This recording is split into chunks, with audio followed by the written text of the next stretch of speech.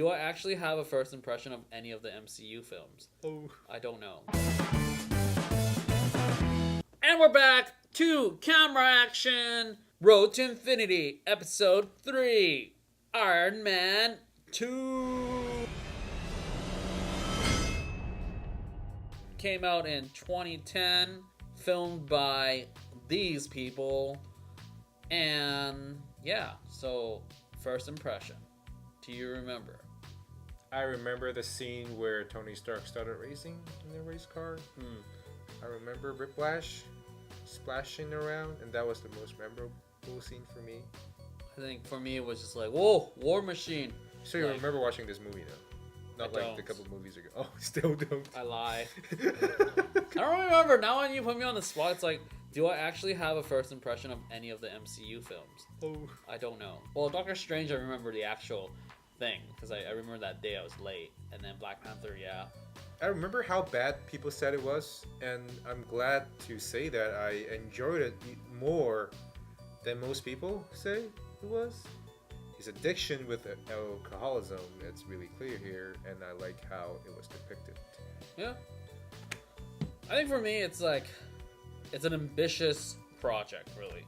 When you look back at Iron Man, it's very like Robert Downey, Iron Man focused, and we get a little bit of his company, but that's it. But here, we have the competitor, we have the government, we have a Russian rogue player involved, so there's a lot of things to juggle, and so sad that people disregard this film as like, whatever, out of the 3 Iron Mans, this was like the least. But I feel like it's a hard gamble to have a character like Sam Rockwell himself audition to play Tony Stark. Didn't. Imagine RDJ did play Tony Stark. That would be a total different thing.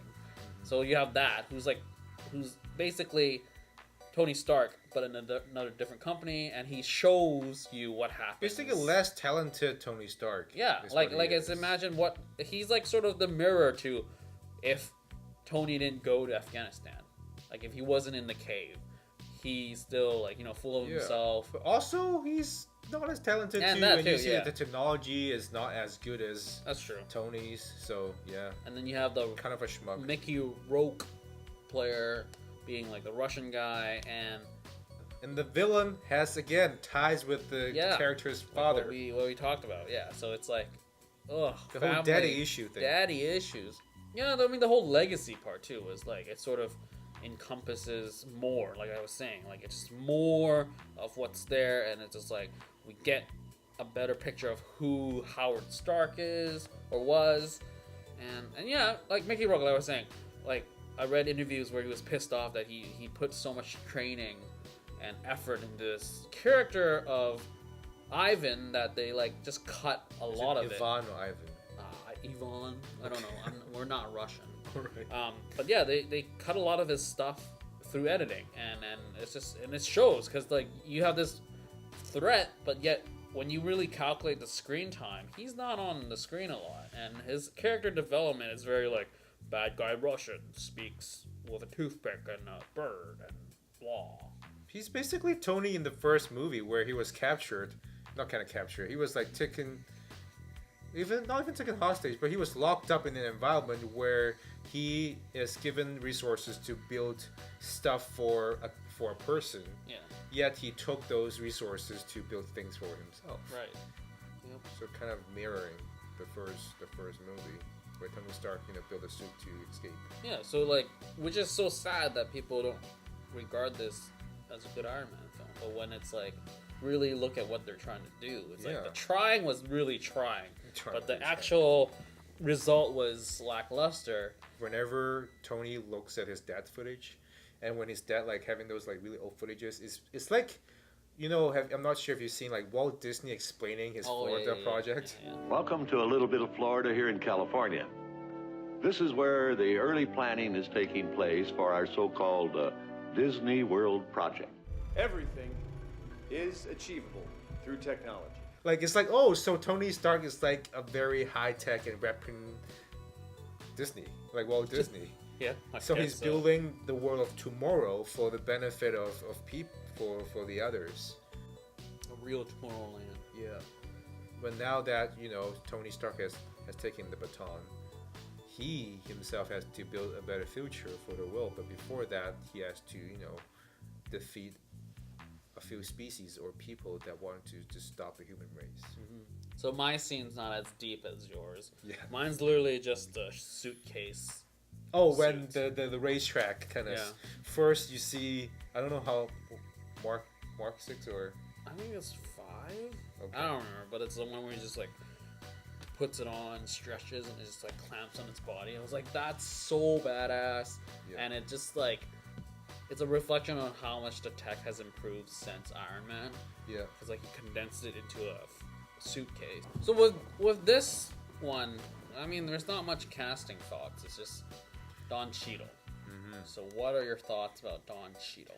Well, like I said, I really enjoy Terrence Howard, his character and portrayal in the first movie more than Don Cheadle's. But in here, Don Cheadle is more of a loyal friend who knows his place. Like, he doesn't want to be more than Tony Stark. Like, he's happy to be the sidekick of Tony Stark in this movie. But whereas in the first movie, they could just be both alpha male and both are pretty fine. I think like if Terrence Howard showed up in Iron Man 2, it would be it'd make more sense that they would butt heads. So yeah, they would argue more because Yeah. they're both very alpha type, right? So with Don Cheadle, it just felt like he's really beta. he's just like, fine, like, I don't want to deal with this, but you're paying, so I have to do this. So yeah, like I was saying, the story and the pacing, I think everything's done well here for the bigger arcs, where Ivan like comes out of nowhere from Russia, shows off that he can do whatever he can do, but it's just how they portray it. Just, I don't know. It's just how they try to end it was very rushed at the very end. Like the ending sequence, if it was maybe half an hour longer, they're trying to lose the ends for each character, for different characters, for new characters. Yeah, I would have been more invested. Because the movie ended on the roof, right? I think.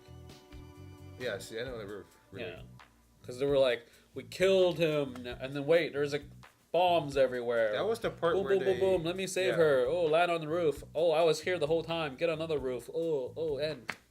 Yeah. I was like, what? And speaking of the end, I think the end fight, if it was lit better, it would have been more memorable. Because rewatching this made me realize how dark it was. And this is the first movie to do the tracking shot of teamwork, where they do it again in Avengers. And just like an early taste of what you could get. Yeah, they also do it in Thor. Yeah. Like, granted, Iron Man 2 is still not all Feige. It's when Thor starts, that's the Feige. So maybe that's the biggest thing. It's just how do we do tracking shots, or how do we do team up?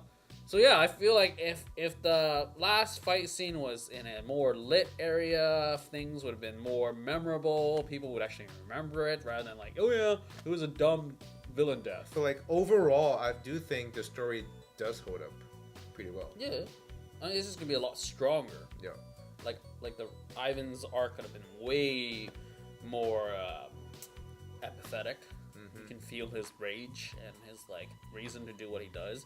But whereas his background was only given, like his information was only given through Nick Fury. It was like, oh, his father was like that. And then every time he's on the screen, you don't feel anything for him. He's just like a Russian that just plays around. He plays with his bud. Yeah, that's not my bud. Or whatever. He loves his bud. Yeah. Yeah. So the crazy part about this is that this is the crazy MCU sort of gel. You have S.H.I.E.L.D. finally coming in and being an actual organization.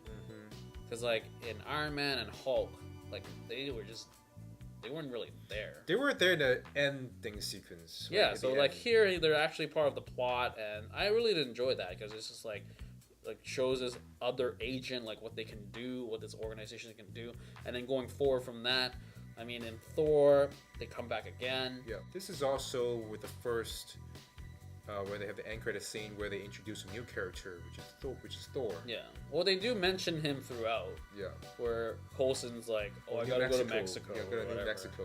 So that's I think that writing really ingrains itself better, so it's not as awkward. Also, it leads to Cap, because there's like a prototype shield in his work area. His basement, yeah. In his basement. So I love those like sort of Easter eggs just to hint towards the next two films. So overall, I mean, Iron Man 2, rewatching it is.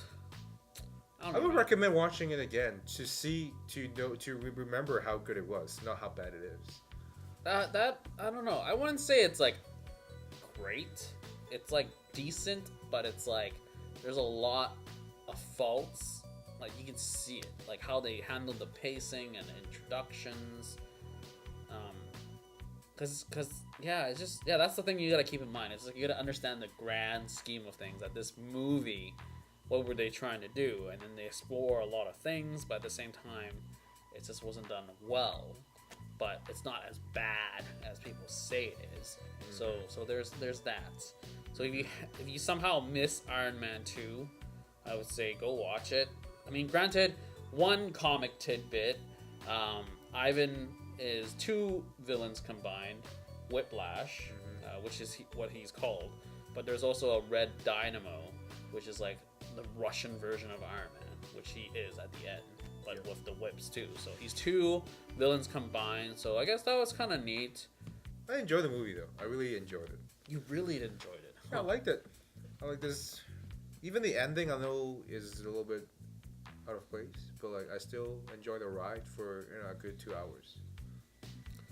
Yeah, well, I mean, I enjoyed it more than Hulk, but that's not really saying much. But yeah, I mean, like I said, it does a lot of things, like his addiction, and then his like realization. So there's a lot of character happening. There's new building, new doors open to he's develop dying, the character. literally. So I guess that's a pretty good sequel. So yeah, I think just give it another chance, people. It's not as bad as you remember it or think. So that's it. Nothing else to say for this episode 3 of Road to Infinity. And that is all. Out.